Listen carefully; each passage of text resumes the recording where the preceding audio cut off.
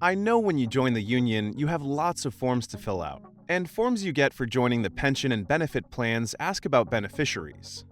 Benefits are the financial reimbursements you get for eligible medical expenses. Think dental bills, vision care, and physio. A beneficiary is someone who receives your pension and life insurance money if you pass away. There's rules about who can receive your pension, but not life insurance. You need to decide who your beneficiary should be. You have to think to yourself, who would suffer financially from your death? For your pension, if you die before retirement and have a spouse, they will receive your death benefit. At retirement, if you have a spouse and you die before them, they will be entitled to a survivor benefit even if you no longer live with them or have a different spouse. Naming a beneficiary makes things a little easier for them so that if something happened to you, they have some financial support.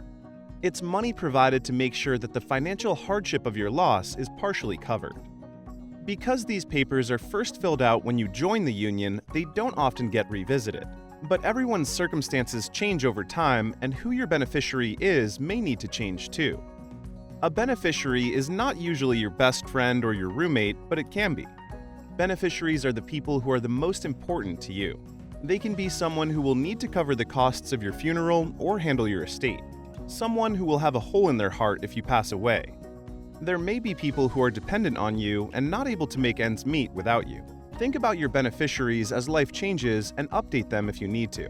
If you don't have a spouse or children, it's still important to name a beneficiary. You could choose a close relative, a good friend, or a charity that's important to you. Even if you do have a spouse, you should always add a contingent beneficiary for your pension. So if you and your spouse die at the same time, like in a car accident, or your spouse dies before you, the person named will get your pension and it won't have to go through your estate and be subject to probate.